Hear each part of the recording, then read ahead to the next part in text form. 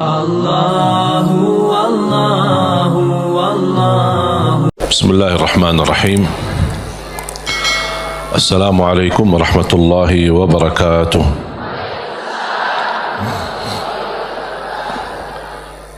الحمد لله رب العالمين، وأشهد أن لا إله إلا الله وحده لا شريك له ولي الصالحين، وأشهد أن سيدنا ونبينا محمدا عبده ورسوله الصادق الأمين.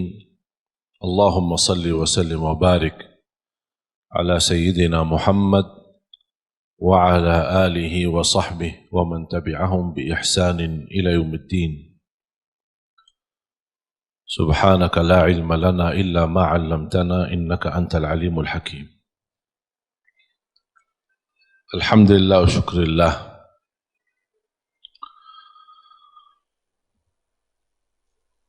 Selalu kita bersyukur kepada Allah Subhanahu wa Ta'ala atas kelimpahan banyak nikmat. Nikmat terbesar nikmat Islam, iman. Nikmat umur, sampai saat ini kita masih bisa beribadah, masih bisa berbuat kebaikan. Dan ini murni karunia dan taufik dari Allah Subhanahu wa Ta'ala. Jangan ada yang merasa diri hebat. Aku lebih baik daripada yang lain. Aku bisa berbuat baik, orang lain tidak bisa. Itu bukan karena kehebatan kita atau kelebihan kita.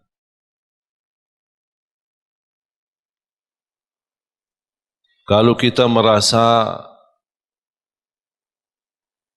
diri bisa berbuat sesuatu, berarti harus kita banyak istighfar. Dan kita kembalikan segala karunia, segala kemampuan, segala ibadah, dan kebaikan yang kita lakukan, kita ingat ini karunia dari Allah Subhanahu wa Ta'ala. Iyyaka na'budu wa iyyaka nasta'in. Hanya kepadamu ya Allah kami beribadah, dan hanya kepadamu ya Allah kami memohon pertolongan. Di antara permohonan dan meminta pertolongan Allah Subhanahu wa Ta'ala adalah hidayah. Ihdinas siratal mustaqim. Hidayah dalam segala hal. Karena hidayah ada dua macam.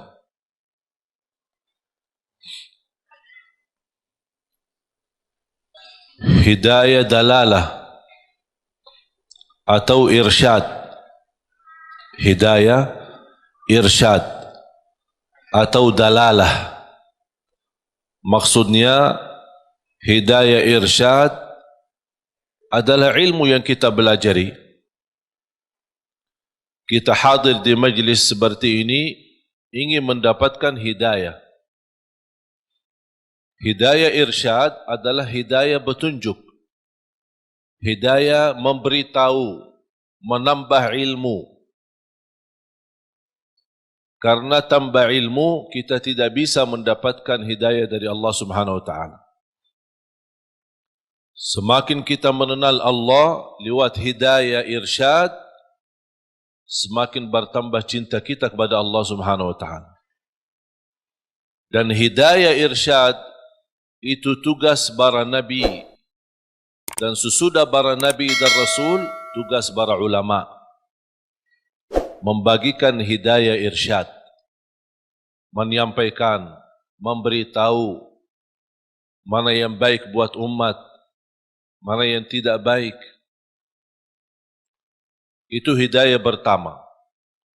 Termasuk anda sekalian, Bapak Ibu, menghadiri majlis tempat belajar ilmu.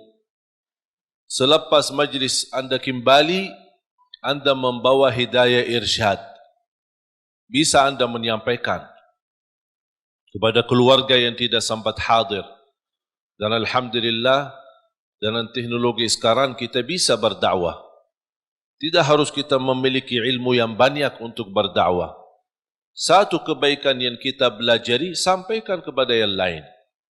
Kalau kita belum sempurna menamalkannya, barangkali yang kita sudah sampaikan, orang lain bisa menamalkan lebih baik daripada diri kita, kita mendapatkan pahala yang sempurna.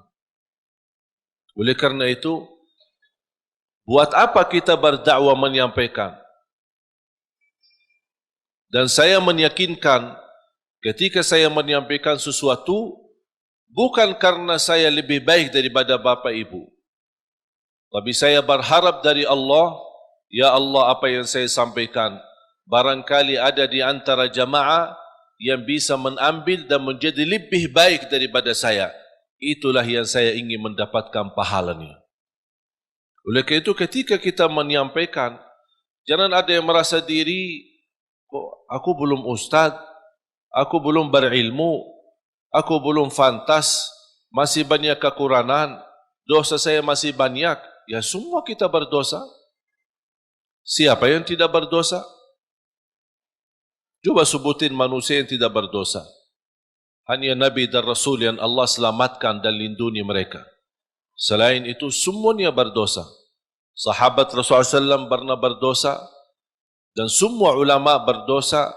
Tidak ada yang maksum dan bersih dari dosa. Dosa besar, dosa kecil, tidak ada yang suci. Tapi karunia bagi ulama, awliya, salihin, ketika mereka berdosa, mereka sendiri tanpa ditegur, tanpa diingatkan, mereka sendiri sadar. Karena terisi hati mereka sifat malu sama Allah Subhanahu wa ta'ala. Terlanjur jatuh dalam dosa, mereka segera bertaubat dan memohon ampun kepada Allah Subhanahu wa ta'ala. Oleh karena itu, jangan kita melihat sifat kita yang menjadi hal menghalangi kita menyampaikan kebaikan. Kalau ada orang yang menolak kita, biarkan aja. Kita hanya sampaikan. Dan apa yang kita jalani lillahi ta'ala. Kalau memang lillahi ta'ala, jangan melihat nilai manusia. Ingat itu. Apapun yang Anda lakukan lillahi ta'ala, jangan melihat apa kata manusia. Tolong hafal itu. Apapun amalan, ibadah, tahajud, hadir majlis ilmu, silatul rahim, apapun amalan kebaikan. Kalau betul-betul lillahi ta'ala, jangan melihat atau mencari atau menunggu apa kata manusia.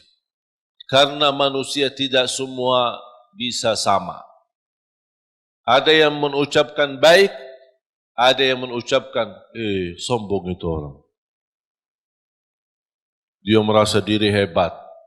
Macam-macam. Membuat tersinggung perasaan. Kemarin ada yang kirim Instagram, dia bertanya, kenapa saya setiap berbuat kebaikan dinilai sama orang lain buruk? Ini riya, ini apa. Saya bertanya, kamu kerjakan ini lillahi ta'ala bukan? Dia bilang, ya karena Allah. Ya udah, tidak usah lihat apa kata manusia. Biarkan saja. Kalau Anda berduli apa kata manusia, berarti itu bukan lillahi ta'ala.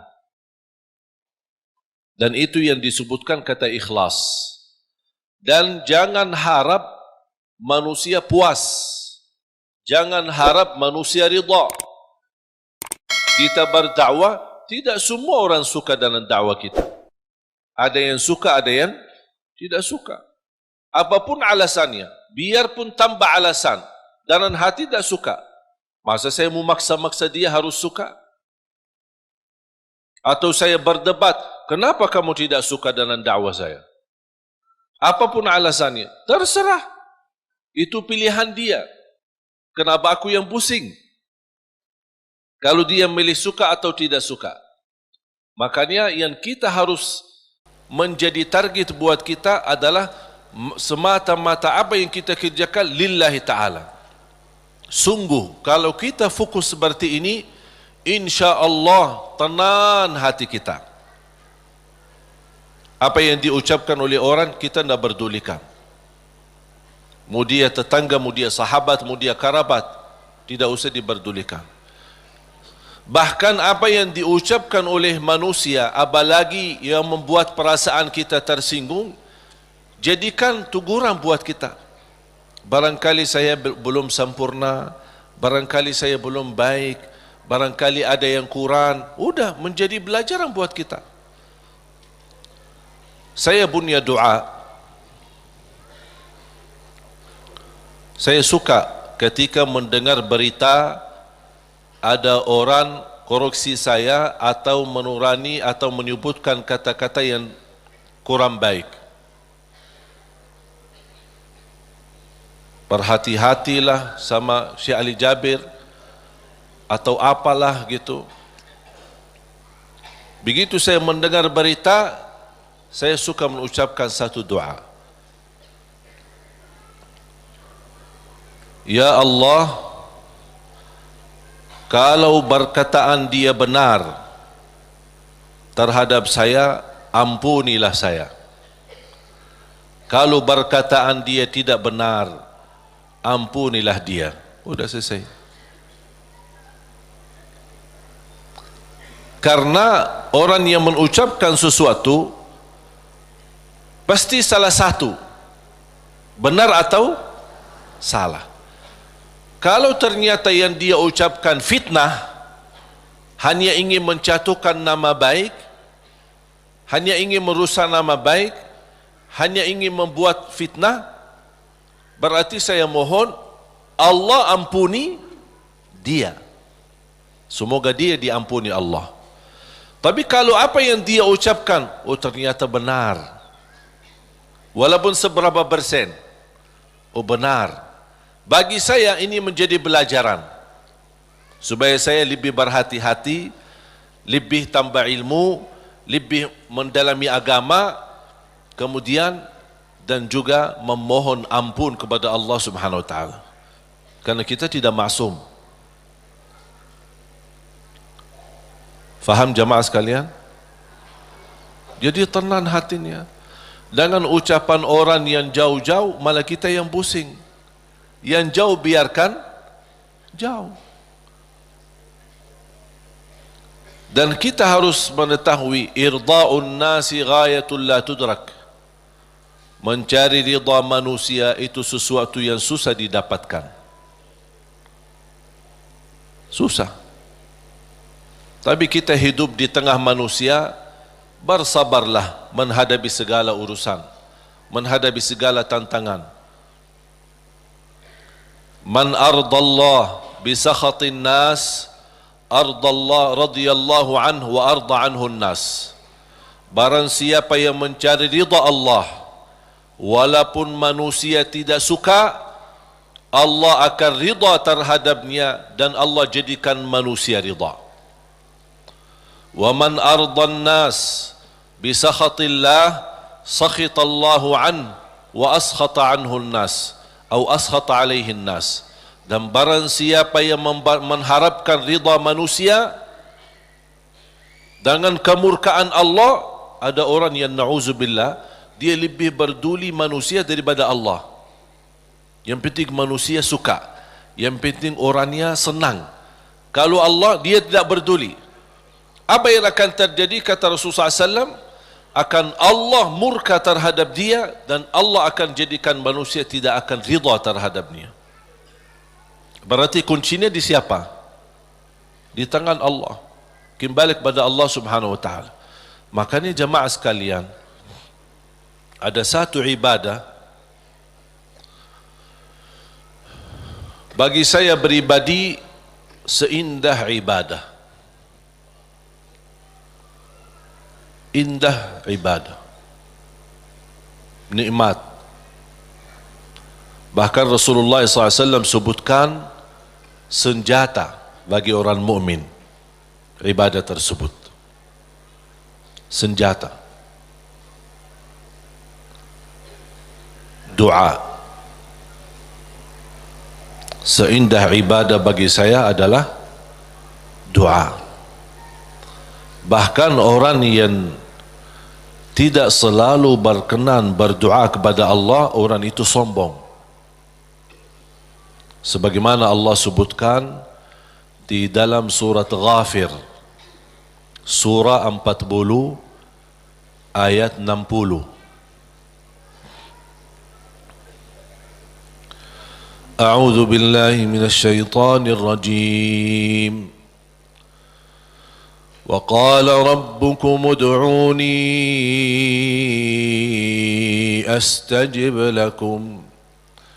Innal ladzina yastakbiruna an ibadati sayadkhuluna jahannama dakhirin. Sadaqallahul azim.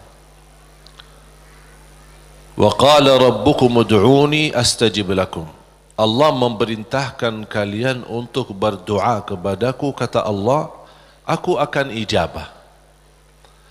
Berarti kalau kita doa, berarti itu kan perintah. Ud'uni, perintah. Allah mengajak kita, memerintahkan kita berdoa. Dan Allah juga menjanjikan, astajib lakum, aku akan ijabah. Saya mengambil kesimpulan dari ayat ini, dan ada ayat yang lain. Saya suka berdoa seperti ini. Ya Allah, aku berdoa memohon kepadamu sesuai perintahmu. Sesuai perintahmu. Karena yang memerintahkan kita doa siapa?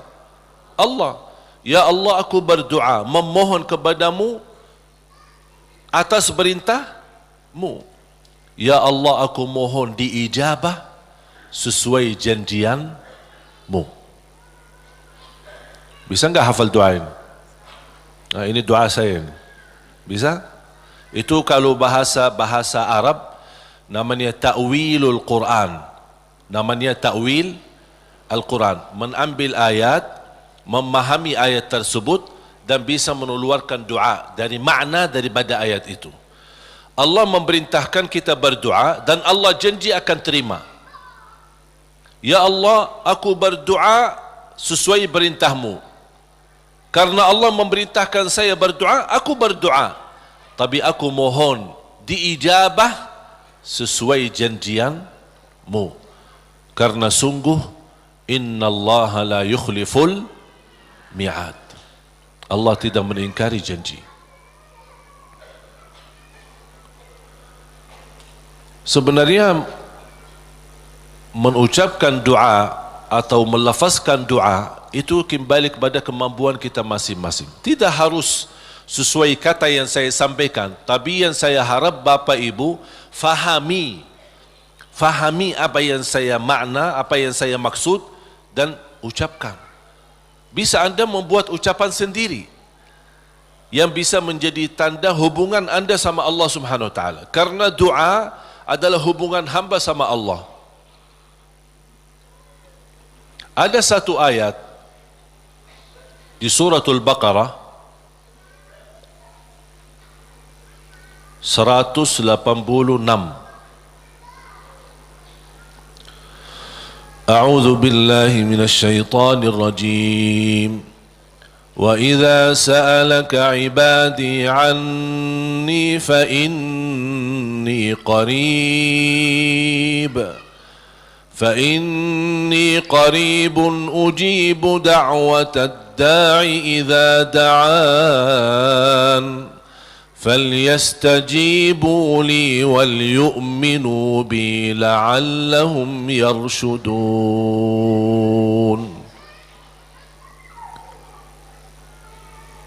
Ada sekelompok orang datang kepada Rasul. Ini sebab nuzul ayat ini. Arabbuna qaribun fanunajih am ba'idun fanunadih. Mereka bertanya sama Rasulullah SAW, "Ya Rasulullah, apakah Allah dekat? Cukup kami bermunajat, fanunaji, atau Allah jauh, perlu munadat." Munadat dalam bahasa Arab panggilan bagi orang yang jauh. Munadat. Kalau munajat, orang yang dekat. Makanya dalam bahasa Indonesia disebut apa? Kita bermunajat kepada Allah.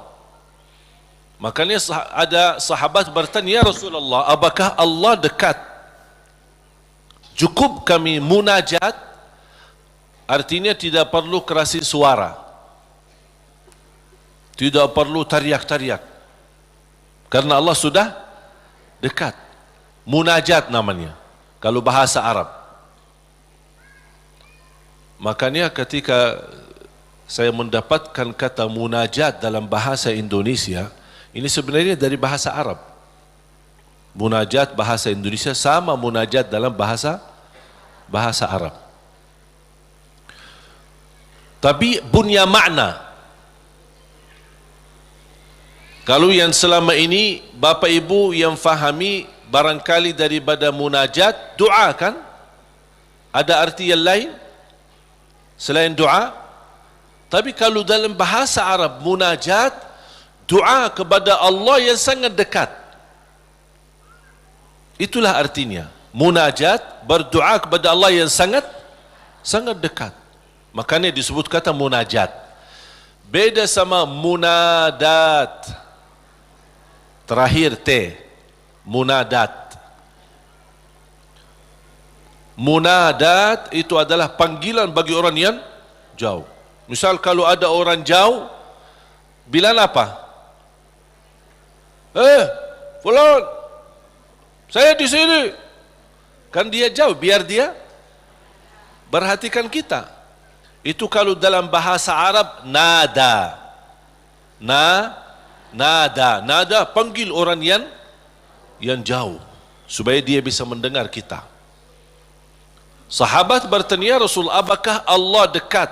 Cukup kami munajat atau Allah jauh, perlu kami munadat. D dan terakhir T. Munadat. Rasulullah SAW diam, tidak menjawab. Turunnya wahyu membawakan ayat ini, Suratul Baqarah ayat 186.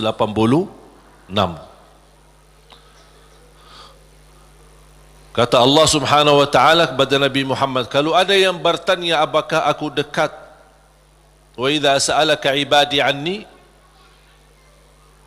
atau jauh, jawablah, fa inni qarib, aku sangat dekat.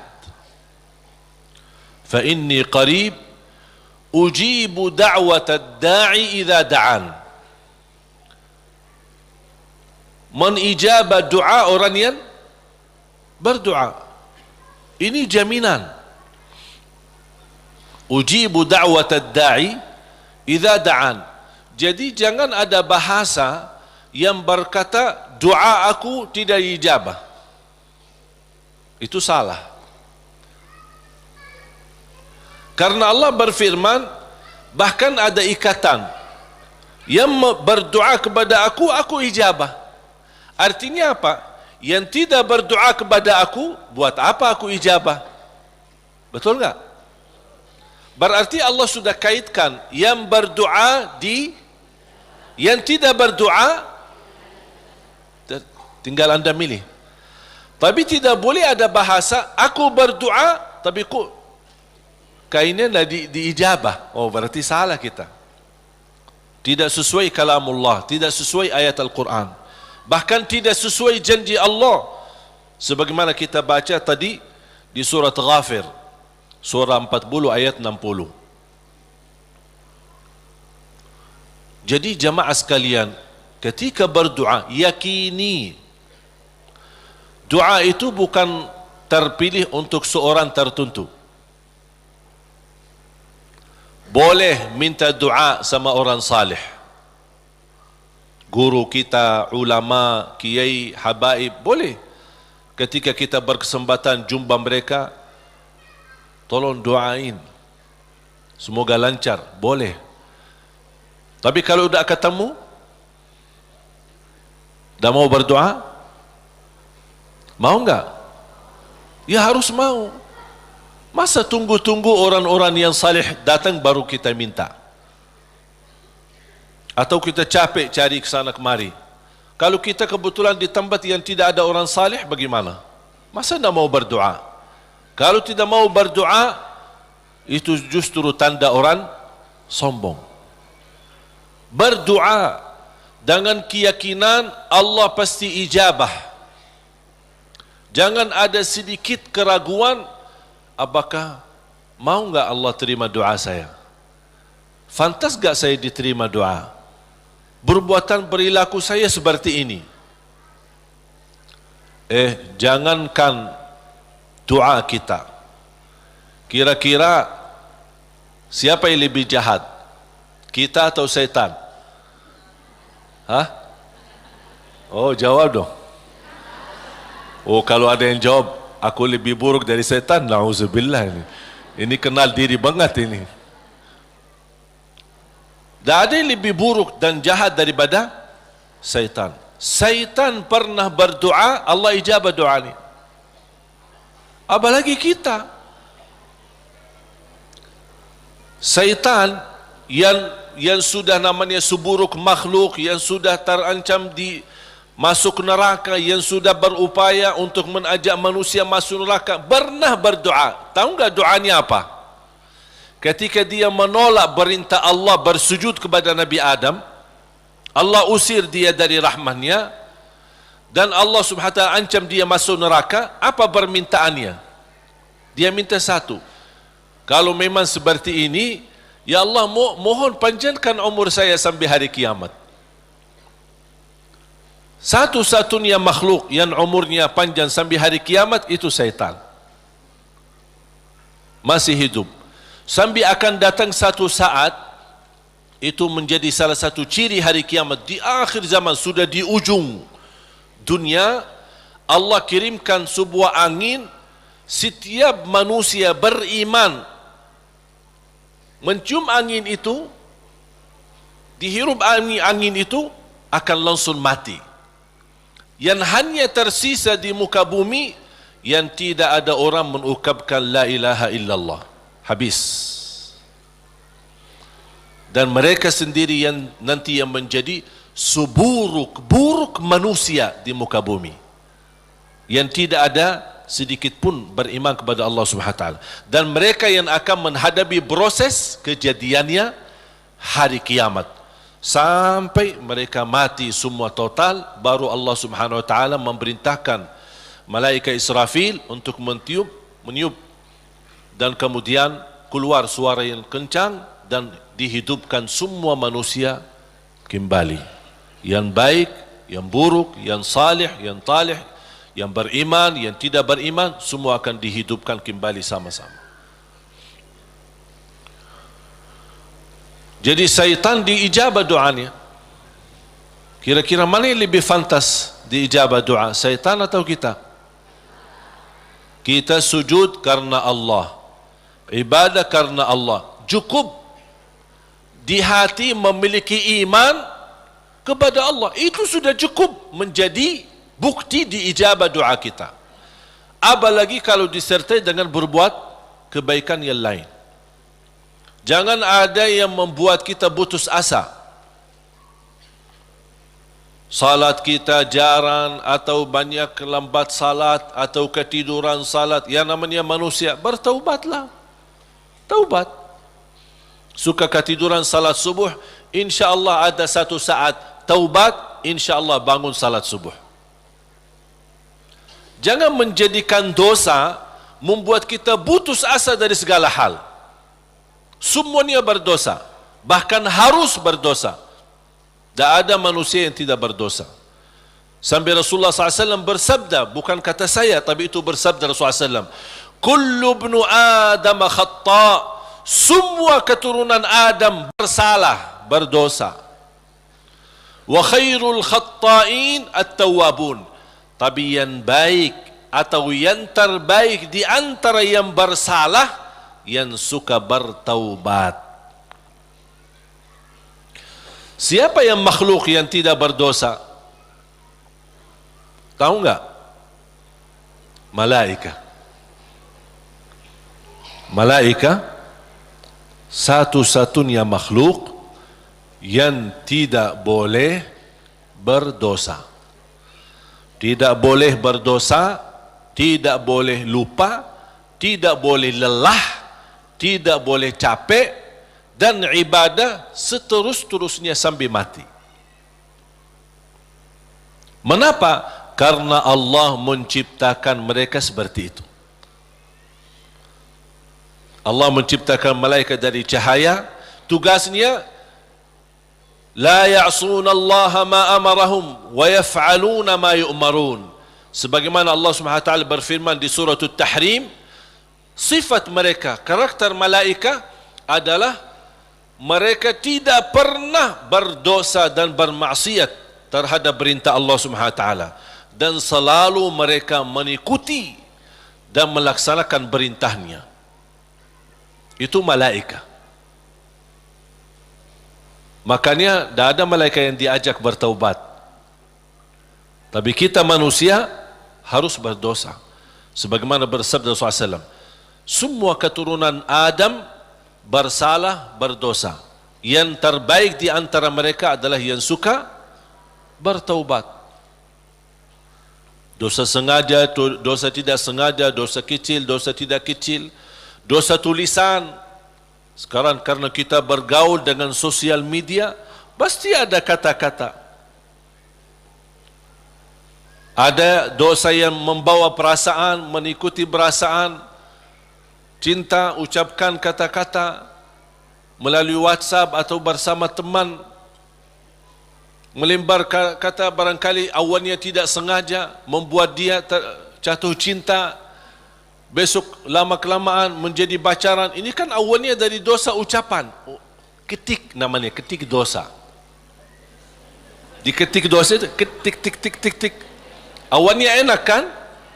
Awalnya hanya ngobrol kan? Ngobrol biasa. Lama-kelamaan ada ucapan. Berapa ketikan kita yang bertahun-tahun atau berbulan-bulan, berapa banyak yang kita, berapa kata?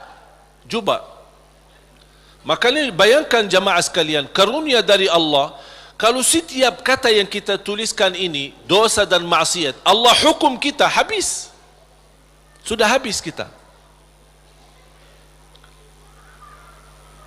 Berapa ucapan yang kita ucapkan? Apakah anda bisa jamin segala ucapanmu 100% bersih? Tidak bisa. Ada yang anda ucapkan tanpa sengaja membuat orang lain tersinggung, itu dosa. Membuat orang lain sakit hati, apalagi kalau sengaja. Makanya kenapa kita disuruh banyak istighfar? Karena dosa-dosa yang kita lakukan, tanpa kita sadari, mudah-mudahan diampuni Allah Subhanahu wa taala. Makanya salah satu karunia, kata Rasulullah SAW, wassalatu ila salat mukaffirat. Salat dengan salat selanjutnya di antaranya adalah terhapus dosa-dosanya. Dari hari Jumat ke Jumat berikutnya terhapus di antaranya dosa-dosa kita. Dari Ramadan sampai Ramadan yang akan datang terhapus dosa-dosanya di antaranya. Dan ini kan karunia dari Allah. Kalau bukan karunia ampunan dosa-dosa itu, antara salat, antara azan dan iqamah, antara Ramadan sama Ramadan, antara Jumat sama Jumat, aduh, dosa kita bakal banyak sekali. Makanya ada seorang curhat kepada Imam Al-Hasan Al-Basri rahimahullah, aku dulu suka tahajud, tiba-tiba malas tahajud. Apa jawab beliau? Terikat dirimu dengan dosa. Yang membuat kamu berat bangun tahajud dosamu, bukan malas. Ada orang, kok kenapa malas? Bukan malas, tapi ada dosa yang kita lakukan. Barangkali belakangan kita sering membuat hati ibu kita sakit. Ibu mengharapkan sesuatu, tapi kita malah menolak, membuat dia tersinggung. Di saat kita duduk bersama ibu, kita tidak merasa hatinya tersinggung. Kita pergi tidur malam hari, kok dah bangun tahajud. Oh, ternyata dosa kesinggungan hati ibu membuat kita terikat, tidak bisa bangun tahajud. Apalagi dosa yang sengaja kita lakukan. Jadi ketika kita merasa kekurangan ibadah, segera bertaubat dan istighfar. Karena kekurangan ibadah bukan karena malasmu, bukan karena merasa diri sudah bosan beribadah, tidak. Pasti ada dosa. Harus bertanya diri, dosa apa yang saya lakukan sampai saya begitu malas ibadah? Dosa apa yang saya lakukan sampai sudah berubah sifat saya? Dulu saya suka salat di masjid, kok kenapa sekarang tidak suka ke masjid? Ada apa? Itu saking bahayanya dosa, sangat pengaruh dalam kehidupan kita. Makanya kalau kita terus beristighfar, selalu beristighfar, jangankan kita beristighfar karena dosa maksiat, beribadah saja kita butuh istighfar. Contoh, habis salat, Assalamualaikum warahmatullahi, Assalamualaikum warahmatullahi, terus Astaghfirullah. Kenapa? Apakah kita berbuat dosa? Apa itu salat dosa? Tidak, salat itu kebaikan. Tapi kenapa kita diminta habis selesai salat beristighfar? Seandainya ada kekurangan dalam salat kita, pasti kurang khusyuk, kurang ikhlas, banyak kekurangan dalam salat kita.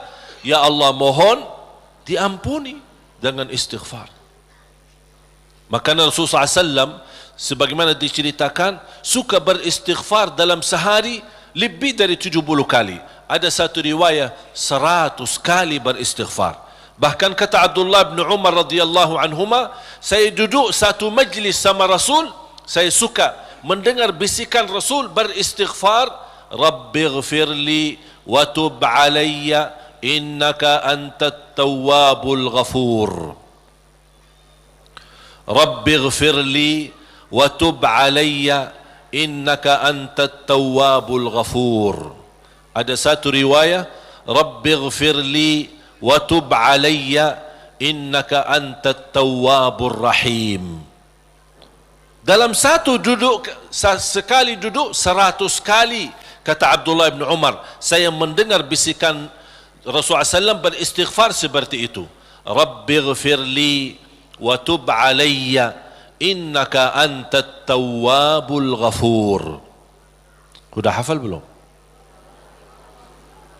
Coba, Rabbighfirli wa tub alayya innaka antat tawwabul ghafur.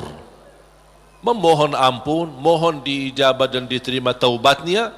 Allah Subhanahu wa taala Maha penerima taubat dan Maha Pengampun. Bapak Ibu jamaah sekalian dimuliakan Allah Subhanahu wa taala. Kembali lagi, semua berdoa. Jangan ada yang ragu-ragu terhadap doanya. Dan ingat, doa kita pasti diijabah walaupun proses melalui 3 hal. Doa pasti diijabah walaupun proses melalui 3 hal. Yang pertama, diijabah doa kita menolak takdir yang buruk, menghilangkan takdir yang buruk. Contoh, kita memohon, ya Allah kasih aku jodoh, tapi jodohnya belum datang. Ternyata dalam takdir, karena kita sering berdoa meminta sesuatu, Allah sudah ijabah, tapi Allah memilih daripada memberi jodoh, ada yang lebih daripada itu. Apa? ternyata ada takdir yang jauh lebih buruk daripada jodoh yang kita minta. Makanya Allah geserkan takdir buruk itu karena doa kita. Turunnya bala, turun bala dari langit. Bala turun dari langit. Doa naik dari bumi, dari kita. Pas di udara bertemu, bala sama doa berantem. Perkelahian antara doa sama bala. Yang kalah siapa? Bala, dan doa naik. Artinya bala tidak jadi turun. Itu saking kuatnya dan berkahnya doa kita. Berarti doa pasti diijabah. Proses pertama, doa yang kita minta Allah belum ijabah secara langsung sesuai permintaan, tapi Allah menolak sebuah bala yang kita tidak tahu. Misal, tertulis dalam takdir kita hari ini akan kena kecelakaan motor. Tapi ternyata doa kita tidak pernah bilang, ya Allah selamatkan saya dari kecelakaan motor misalnya. Kita tidak berdoa seperti itu. Tapi karena Allah melihat dalam takdir ada bala yang akan turun hari ini, tapi karena kita suka berdoa, Allah memilih mana yang baik. Allah yang lebih tahu mana yang baik. Apakah ijabah sesuai permintaan atau Allah memberi penggantinya yang lebih baik. Ternyata penggantinya yang lebih baik, Allah memilih tolak bala. Allah bisa saja kasih jodohnya tapi kena kecelakaan motor. Nanti merasa nyesal. Aduh, baru sudah nikah atau ketemu jodohnya malah dirawat di rumah sakit. Kesal enggak? Merasa aduh gimana gitu. Makanya percaya jamaah sekalian, pilihan Allah itulah yang terbaik. Ada orang minta sama saya, boleh enggak saya berdoa? Saya suka sama seorang misal. Saya jatuh cinta sama dia. Boleh enggak saya berdoa, ya Allah aku minta dia, si fulanah itu, si ini. Boleh enggak saya berdoa seperti itu? Saya jawab apa? Kira-kira jawab apa? Boleh saja. Tapi saya usulkan, sarahkan aja kepada Allah. Dan apa? Ya Allah kalau memang dia baik bagi saya, mudahkan. Kalau tidak baik, ganti yang lebih baik. Tapi gimana aku jatuh cinta sama dia? Itu beda urusan.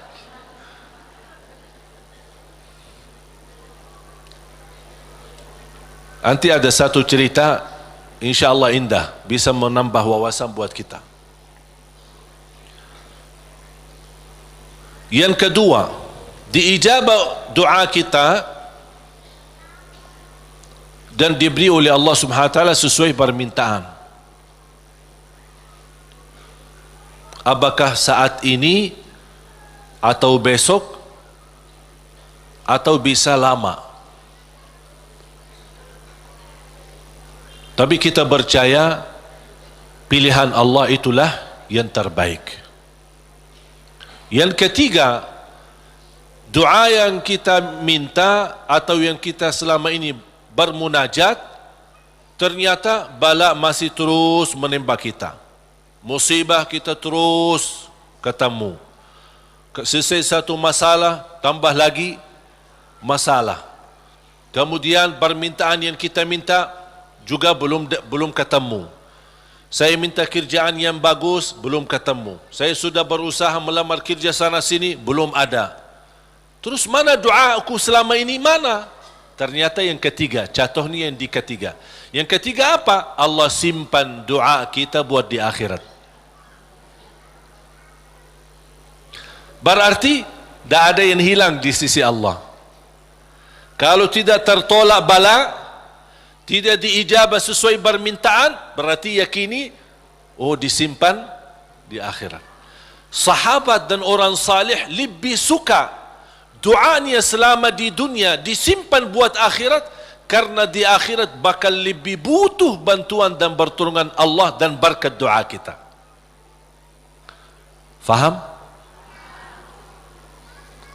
Walaupun sifat manusia ingin melihat secara langsung, minta, ya Allah minta rumah, ada rumah, minta ini, ada ini. Mohon maaf Bapak Ibu, kalau Allah ijabah atau berikan sesuai permintaan kita, nanti kita berhenti berdoa. Apapun yang kita minta, ya Allah aku minta mobil, dapat mobil. Minta kerjaan, dapat kerjaan. Minta jodoh, dapat jodoh. Minta rumah, dapat rumah. Mau haji, dapat haji. Terus segala yang kita minta dapat. Habis, dah ada minta lagi. Terus berdoa enggak? Dah ada berdoa. Tapi kalau Allah belum kasih, kita doa lagi enggak? Doa, minta lagi. Coba kata Umar bin Khattab, ketika anda berdoa jadi seperti anak kecil. Anak kecil kalau dia minta sama ibunya gimana? Nangis enggak? Berhenti nangis sebelum dikasih? Belum kan? Dia nangis sampai begitu dikasih gimana? Berhenti enggak nangisnya? Anda harus seperti itu. Doa nangis.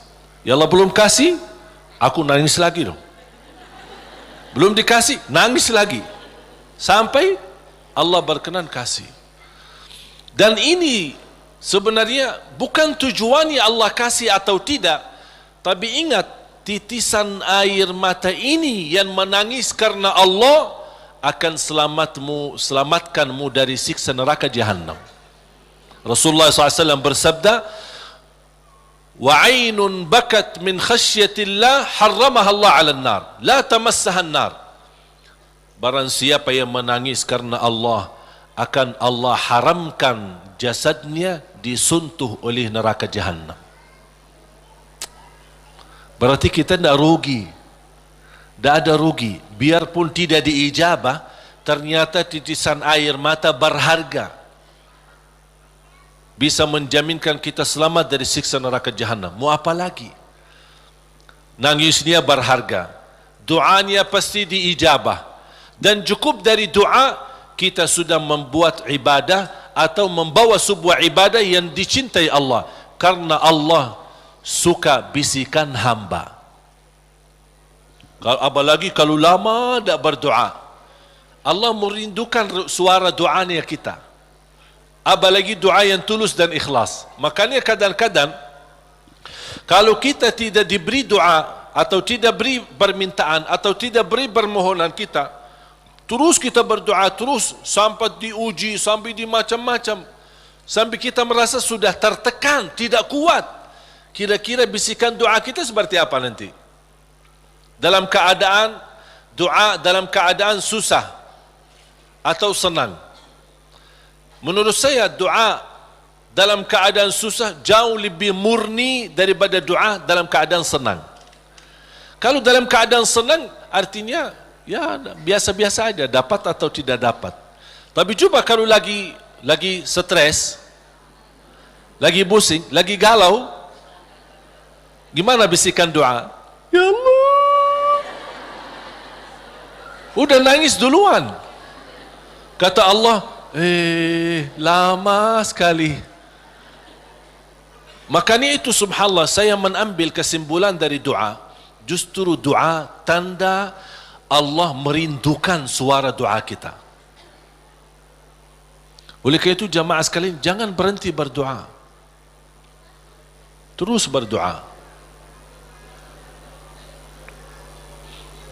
Nabi Yunus alaihi salam ketika tertahan di dalam perutnya ikan berlama-lama di bawah laut, dia tidak pernah berhenti dengan mengucapkan la ilaha illa anta Subhanaka inni kuntu minadh zalimin. Kata Imam Ibnul Qayyim rahimahullah, barang siapa yang membaca doa ini dengan sepenuh keyakinan, pasti diijabah oleh Allah hajatnya. Karena Allah habis doa ini, apa kata Allah? Fastajabna lah, kami terima dan menijabah doanya. La ilaha illa anta subhanaka inni kuntu minadh zalimin. Oleh kerana itu kembali lagi, doa kita diijabah atau tidak? Saya bertanya, doa kita diijabah atau tidak? Diijabah. Yakin? Terus berdoa. Dalam keadaan apapun selalu kita berdoa. Apalagi dalam keadaan susah yang kita yakini tidak ada Tuhan yang bantu kita, tidak ada makhluk yang bisa menolong kita, tidak ada sesuatu yang bisa mengangkat segala musibah dan bala yang kita hadapi, hanya Allah subhanahu wa ta'ala. Apalagi dalam sujud, sempatkan dalam sujud. Karena Rasulullah SAW bersabda, aqrabu ma yakunul abdu ila rabbi wa huwa sajid. Hamba ketika dalam keadaan sujud, posisinya sangat dekat kepada Allah. Makanya di akhir hadis Rasulullah SAW bersabda, fa'akthiru minad du'a, barbanyalah doa. Bisa menikmati doa insyaAllah mulai hari ini. Doa menurut saya sesuatu hubungan yang sangat indah sama Allah. Apalagi kalau bisa berdoa dengan cara curhat. Bisa enggak curhat sama Allah? Kalau lagi galau suka curhat enggak? Sering saya terima, Ustaz boleh curhat enggak? Terus saya bilang apa ya? Boleh atau tidak? Saya bertanya, sudah curhat sama Allah belum? Dia bilang belum. Mau sama Ustaz dulu katanya. Ada saja. Belajar bagaimana bisa curhat. Sungguh kalau kita sudah biasa curhat sama Allah, tidak bakal curhat sama manusia. Jadi ketika berdoa, jangan hanya minta, ya Allah tolonglah, tolonglah ya Allah, ampunilah. Jangan hanya suka minta, cerita. Bisa enggak anda cerita? Allah kan lebih tahu. Allah tahu segala sesuatu. Tapi salah apa kalau saya cerita? Apa yang terjadi hari ini? Ya Allah, aku sudah niat baik, niat tulus, dan saya pergi ke sana malah seperti ini, dicaci maki, dihina, malah dianggap dan suuzzan, buruk sangka. Habis gimana ya Allah? Cerita, curhat, seperti meminta solusi dari Allah Subhanahu Wa Taala. Kalau belum merasa ada jalan, wallahi akan merasa nikmat. Cukup anda bisa nikmat bersama Allah Subhanahu Wa Taala. Sebagaimana Nabi Yaqub ketika kehilangan anaknya, ada dia berkata apa? Qala innama ashku bathi wa huzni ila Allah. Aku hanya mampu curhat kepada Allah Subhanahu Wa Taala. Aku ingin cerita, padahal Allah tahu apa yang terjadi. Tapi dia ingin cerita lagi sama Allah Subhanahu Wa Taala. Ungkapkan cerita ini kepada Allah, itu sudah merasa diri dan membuat hati kita tenang. Kembali kepada hidayah, dan saya tutupi cerita. Jadi hidayah yang pertama, hidayah dalalah wa irsyad. Seperti tugas para nabi dan rasul dan ulama berdakwah, dan anda semua bisa membagi hidayah irsyad, memberitahu ke orang lain lewat SMS, lewat WhatsApp, lewat apa saja yang kita mampu secara langsung. Yang kedua adalah hidayah taufiq. Hidayah taufiq. Habis kita dapat hidayah irsyad, habis kita sudah tahu, habis kita belajar, angkat tanganmu. Ya Allah, berilah kepada diri aku, berikan kepada kami semua hidayah taufiqmu agar ilmu yang saya belajari bisa saya amalkan, bisa menjadi saksi baik, bisa membuat saya lebih baik, bisa merubah saya menjadi lebih baik, bisa menjadi mulia di mata manusia dan mulia di matamu ya Allah. Itu namanya hidayah taufiq. Itu yang dimaksud ihdinas siratal mustaqim. Makanya ketika kita sudah membaca Al-Fatihah dan setelah memuji Allah Subhanahu wa taala, kita meminta hidayah taufiq dari Allah Subhanahu wa taala, meminta petunjuk dalam segala hal. Dalam rumah tangga kita mohon hidayah taufiq. Isteri urus suami minta hidayah taufiq. Suami menurusi dan melayani isterinya minta hidayah taufiq. Dua-duanya melayani anaknya dan mendidik anaknya minta hidayah taufiq, supaya terbangun rumah tangga sakinah mawaddah rahmah.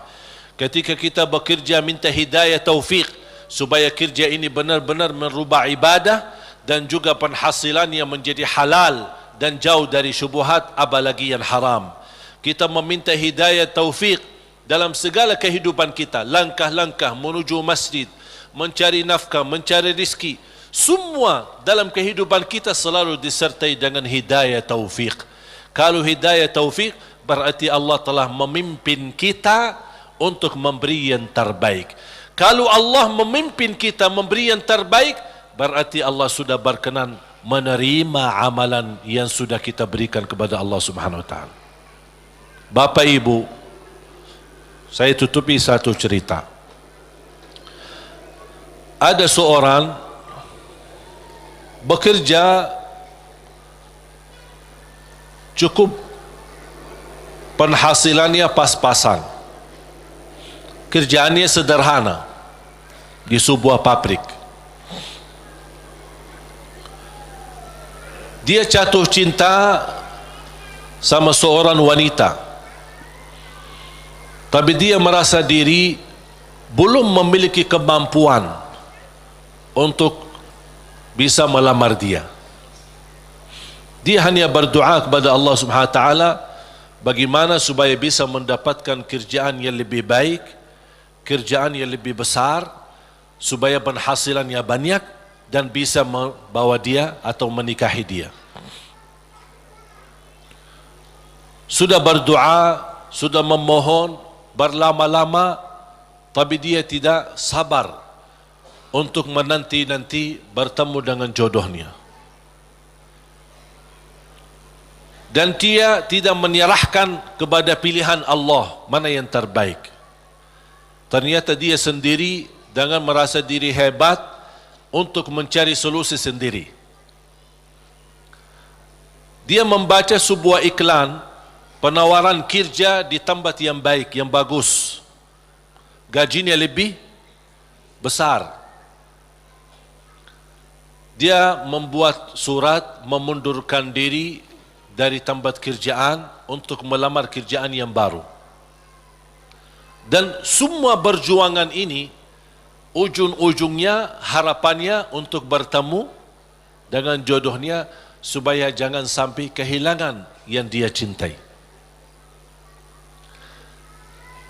Dalam perusahaan itu ketika dia memundurkan diri, kata pemilik perusahaan, karena orangnya luar biasa, kerja rapi, tertib, bagus, kenapa kamu mengundurkan diri? Saya dapat kerjaan di tempat lain yang lebih bagus. Sambil ditawarkan kenaikan gaji, walaupun tidak sebanyak perusahaan baru, tapi tetap dia mengambil keputusan mundurkan diri. Dia mundurkan diri dengan harapan mudah-mudahan diterima di tempat kerjaan yang baru. Dalam perjalanan lewati lampu merah, di lampu merah berikutnya ada melanggar lampu merahnya dan menabrak mobilnya karena kecelakaan.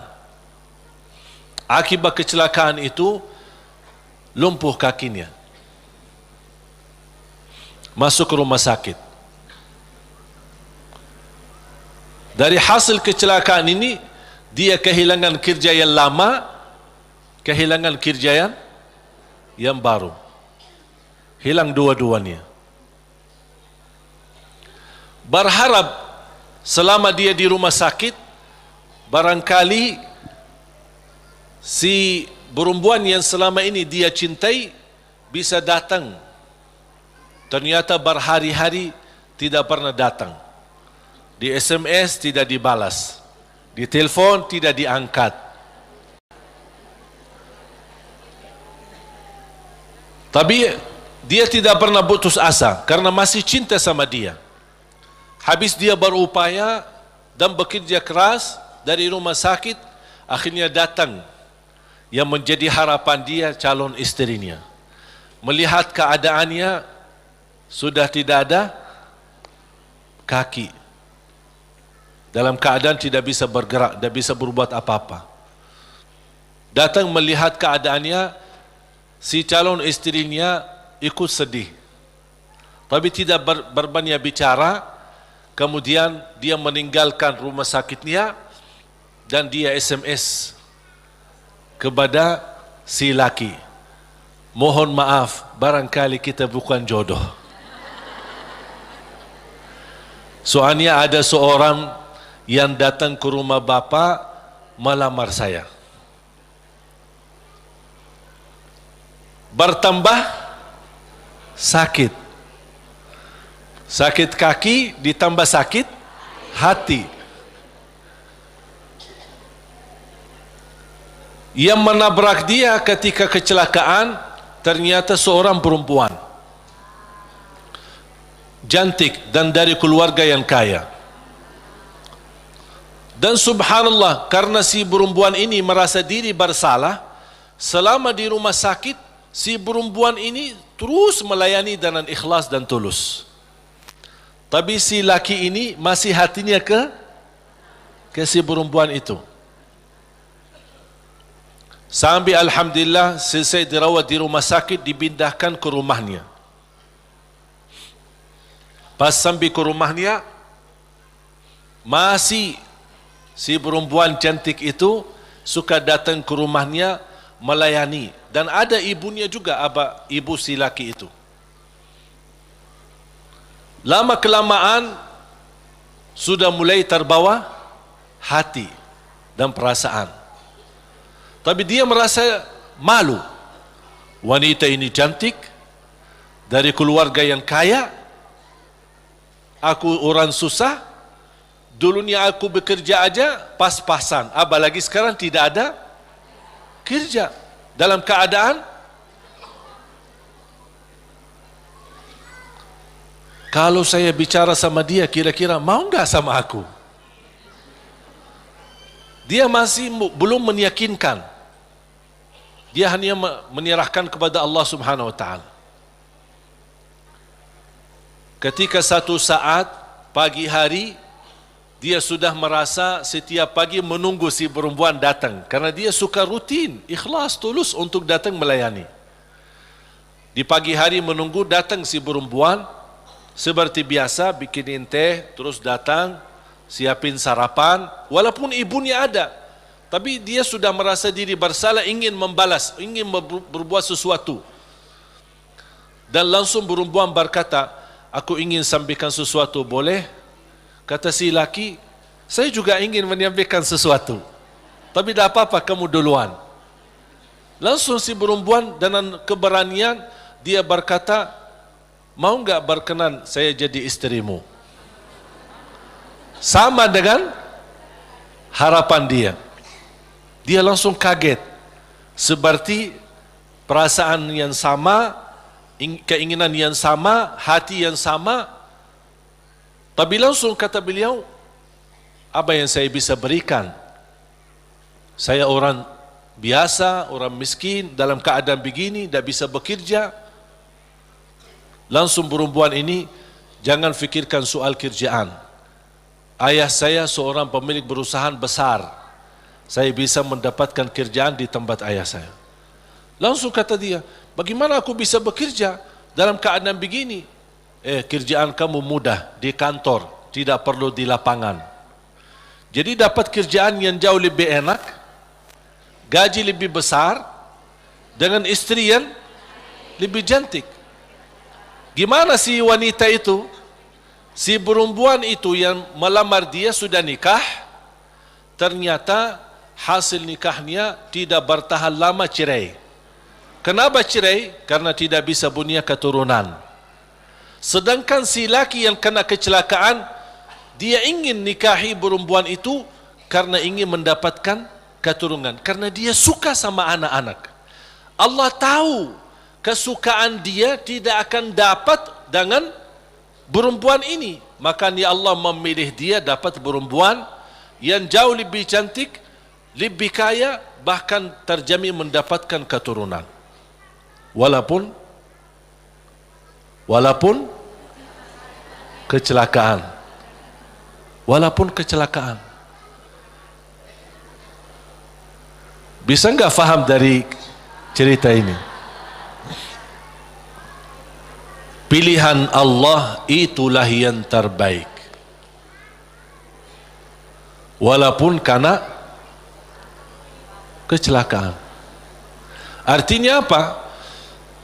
Orang kecelakaan atau tidak kecelakaan, yakini pilihan Allah itulah yang terbaik. Makanya saya usulkan, kalau anda berdoa meminta sesuatu, disertai doamu dengan kata, ya Allah, kalau memang ini yang baik, mudahkan.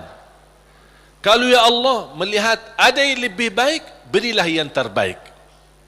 Soal lamar kerja, soal jodoh, soal belajar, siswa di sini atau di luar negeri, dimanapun, apapun langkah yang anda ingin ambil keputusan, minta sama Allah, ya Allah, kalau memang keputusan saya ini itulah yang terbaik, mudahkan. Kalau tidak baik, ya Allah, pilihlah yang, tunjukkanlah kepada saya yang lebih baik. Percaya, Allah tidak ingin membuat kita susah, makanya jangan kita membuat diri susah. Allah akan memberi yang terbaik walaupun prosesnya lewat ujian, walaupun prosesnya melalui ujian. Karena bisa jadi melalui ujian anda bisa menjadi jauh lebih mulia dan jauh lebih terkabul hajat sesuai pilihan Allah Subhanahu wa taala. Saya tidak milih datang ke Indonesia, bahkan tidak pernah berdoa, ya Allah bawa saya ke Indonesia, dan tidak pernah menjadi cita-cita saya untuk ke Indonesia. Tapi saya yakini apa yang Allah pilihkan buat saya nikmati, saya juga memberi yang terbaik karena Allah Subhanahu wa taala. Makanya di mana Allah tempatkanmu, di mana Allah posisikanmu, berilah yang terbaik lillahi ta'ala, menjadi pertama tanda syukur kita atas posisi kita, dan mudah-mudahan itulah yang menjadi pilihan Allah. Kalau itu yang menjadi pilihan Allah, berarti percayalah itulah yang terbaik. Faham? Mohon maaf Bapak Ibu, cerita yang saya ceritakan jangan cari dalam Quran ya. Tidak ada ya. Ini buatan saya ini. Saya buat cerita hanya ingin memberikan gambaran dari kesimpulan ayat dan hadis. Memang ternyata pilihan Allah yang terbaik, walaupun proses lewat ujian. Mungkin pernah dulu saya menceritakan cerita gigitan anjing. Ingat gak? Masih ingat gak? Lupa ya? Hah? Mau gak cerita? Boleh satu? Hah? Boleh enggak? Ada seorang berdoa, ya Allah, aku mohon jodoh yang salihah, yang cantik, yang kaya. Itu doanya.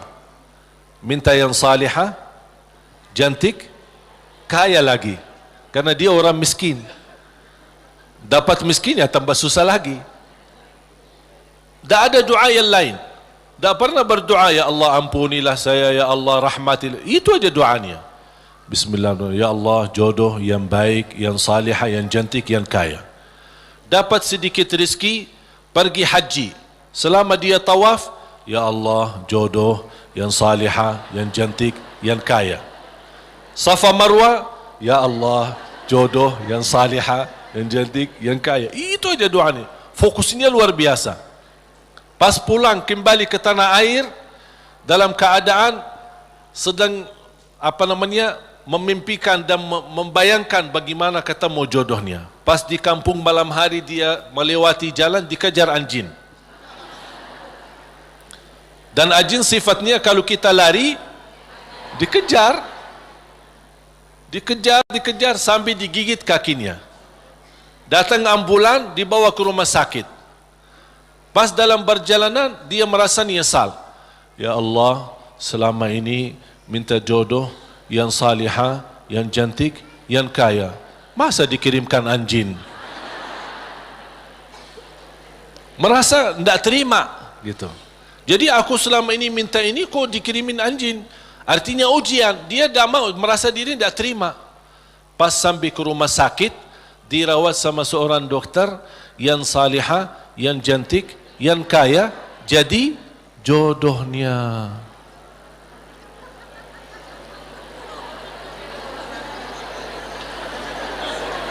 Berarti Allah sudah ijabah kan? Tapi kata Allah, soalnya dia selama ini kan sehat, tidak pernah sakit. Allah kirimkan anjing gigit dia supaya sakit, dan ketemu jodohnya di rumah sakit. Alhamdulillah. Ya insyaAllah mudah-mudahan digigit.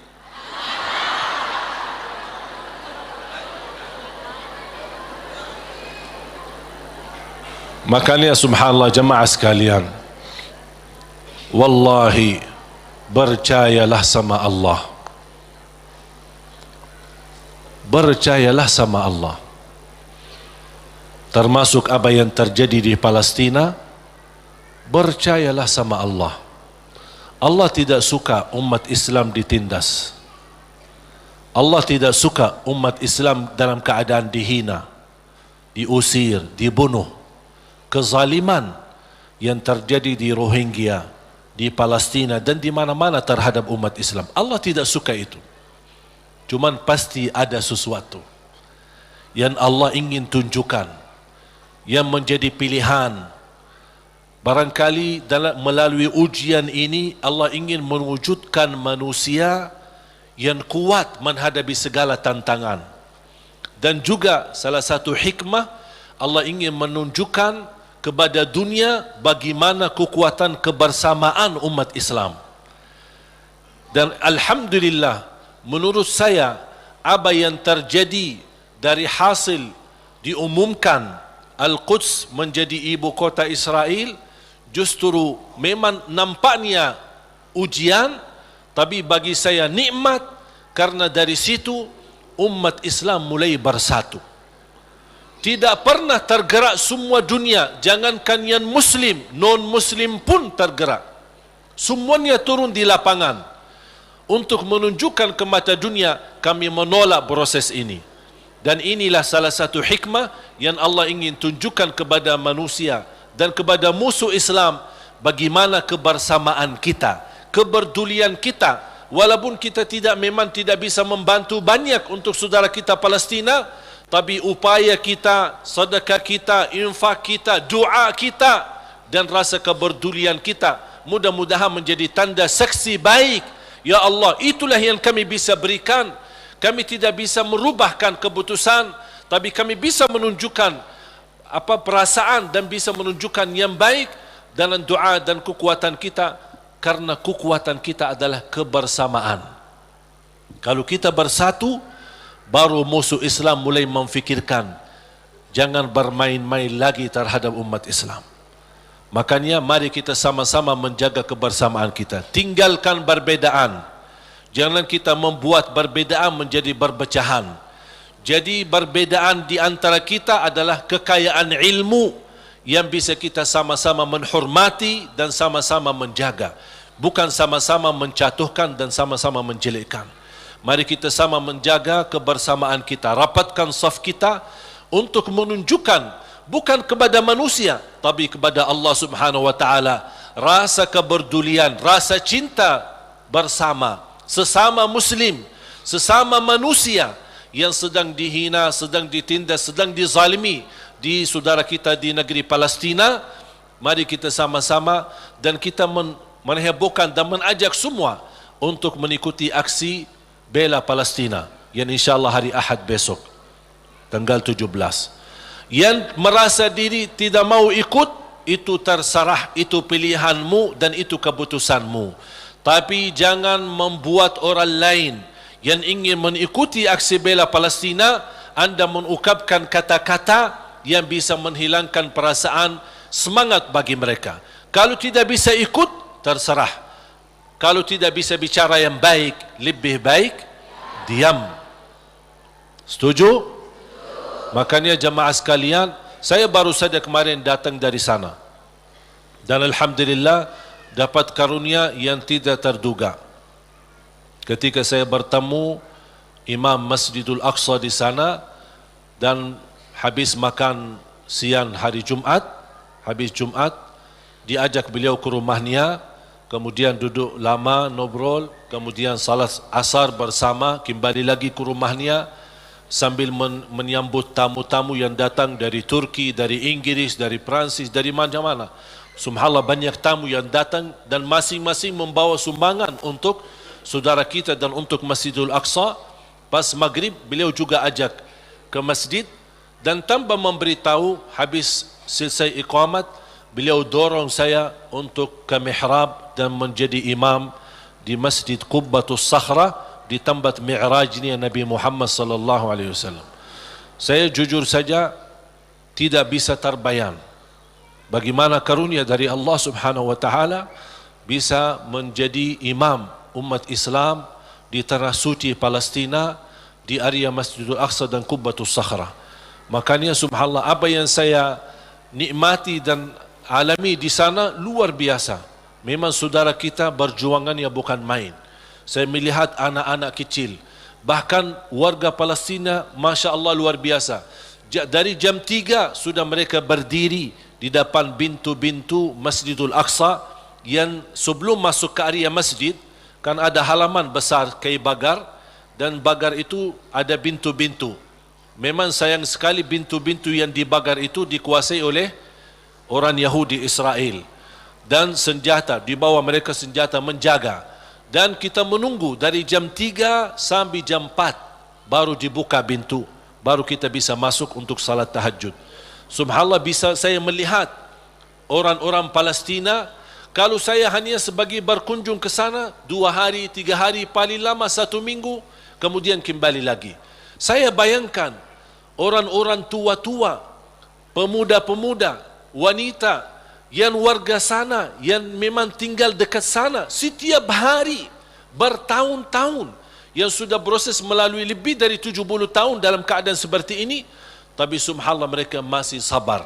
Tidak ada yang mundur, tapi masih terus bisa datang duluan dari jam 3 dengan harapan dibuka pintu. Walaupun mereka tahu dibuka pintu sebelum subuh 1 jam, tidak boleh lebih sebelumnya, tapi subhanallah tetap mereka dengan segala harapan sama Allah Subhanahu wa taala. Inilah yang menurut saya melihat perjuangan ini membuat saya semangat. Saya hanya 1 hari 2 hari aja sudah merasa kesal sama orang Yahudi yang menjaga. Bagaimana mereka yang 60 tahun, bagaimana kesabaran dan perjuangan mereka. Makanya jamaah sekalian, Allah punya hikmah.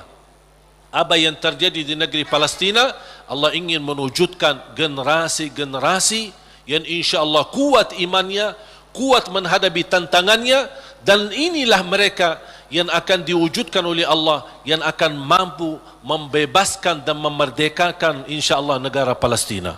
Sebagaimana Indonesia berhasil merdeka, kita insya-Allah juga mendoakan insya-Allah ada satu saat kita semua bergembira dengan kemerdekaan negeri Palestina dan kemerdekaan Masjidul Aqsa, dan yakini itu yang akan terjadi. Ini bukan kata saya, tapi kata Rasulullah SAW. Sebagaimana Masjidul Aqsa diambil oleh mereka, akan Masjidul Aqsa kembali di tangan umat Islam. Walaupun memang prosesnya cukup lama, dan kita berharap sama Allah, tanpa kita putus asa, kapan tiba saatnya Allah akan memberi yang terbaik untuk umat Islam. Amin ya Rabbal Alamin. Mari kita sama-sama berdoa. Dan jangan lupa ketika ada kesempatan untuk kita membantu saudara kita lewat aksi hari Minggu besok, aksi bela Palestina, lewat doa kita, lewat sedekah kita, dan insya-Allah mudah-mudahan di bulan Januari saya berusaha bisa kembali ke sana, mudah-mudahan bisa berjalan lancar. Doakan, mudah-mudahan insya-Allah apa yang kita harapkan untuk saudara kita mudah-mudahan dikabul oleh Allah Subhanahu wa taala. Bismillahirrahmanirrahim. Alhamdulillahirabbil alamin. Ya Rabbi lakal hamdu kama yanbaghi li jalali wajhikal karim wa li 'azimi sultanik. Allahumma salli ala Muhammad wa ala ali Muhammad. Ya Allah ya arhamar rahimin. Ya arhamar rahimin. Ya arhamar rahimin. Rahmatilah kami semua ya Rabbal Alamin. Kami hamba yang lemah, yang masih banyak dosa dan maksiat, banyak kesalahan terhadap diri kami, kesalahan terhadap orang tua kami, kesalahan terhadap saudara kami. Ya Allah, kami sangat membutuhkan rahmat-Mu, karena rahmat-Mu akan mampu memimpin kami dalam kehidupan kami sampai akhir hayat. Rahmatilah kami semua, hidupkanlah kami dalam keadaan iman, wafatkanlah kami dalam keadaan Islam. Jadikan kami bersama hamba-hamba-Mu yang salih-salihah. Ya Allah, doa kami untuk saudara kami di Palestina.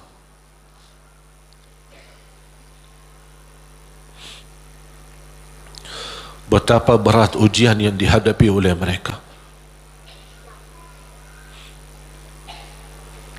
Masjidul Aqsa, tempatnya Isra dan Mi'raj Nabi Muhammad sallallahu alaihi wasallam, sedang menghadapi ujian. Ya Allah, dengan kepedulian kami terhadap saudara kami di Palestina, mudah-mudahan momen ini menjadi salah satu sebab menyatukan umat Islam ya Rabbal Alamin. Sebagaimana kami mampu merapatkan saf kami di dalam masjid, kuatkanlah kami ya Allah agar mampu merapatkan saf-saf kami di luar masjid. Birahmatika ya arhamar rahimin. Tolonglah saudara kami, lindunilah Masjidul Aqsa dan Qubbatus Sakhra. Lindunilah ya Allah tempat tanah suci ya Rabbal Alamin dari segala keburukan, dari segala bala. Ya arhamar rahimin. Ya Allah, ampunilah dosa kami, kesalahan kami, tutupi aib-aib kami, maafkan kekurangan kami. Aku mohon ya Allah untuk semua yang hadir, selepas majlis ini masing-masing pulang sudah diampuni segala dosanya.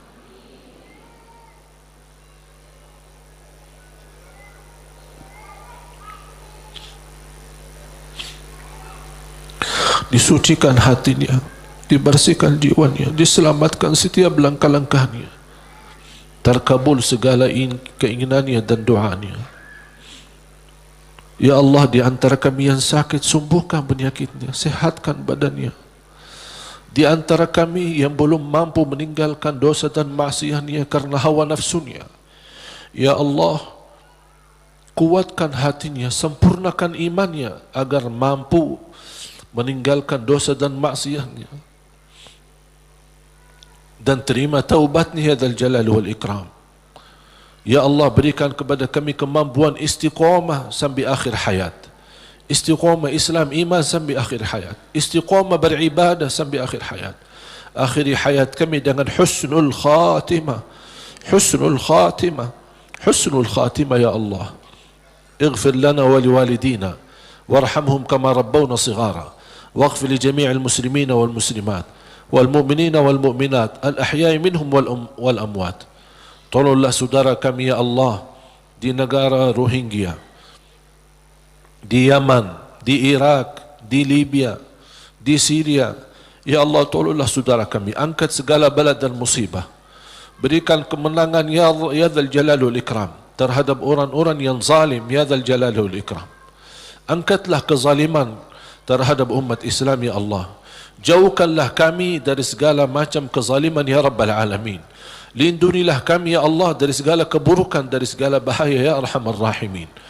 Rabbana taqabbal minna innaka antas samiul alim wa tub alaina innaka antat tawwabur rahim. Ya Allah, atas izinmu kami sama-sama berkumpul di masjid ini. Ya Allah, berilah kepada kami kemuliaan, sama-sama jumpa kembali di dalam surgamu, ya Allah.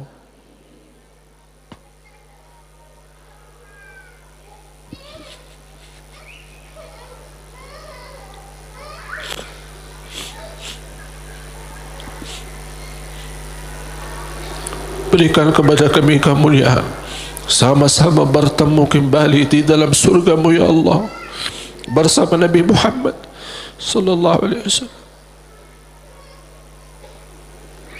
Rabbana atina fid dunya hasanah wa fil akhirati hasanah wa qina adzaban nar. Wa sallallahu ala sayyidina nabiyina Muhammad wa ala alihi wa sahbihi wa baraka wa sallam. Subhana rabbika rabbil izzati amma yasifun wa salamun ala al mursalin والحمد لله رب العالمين.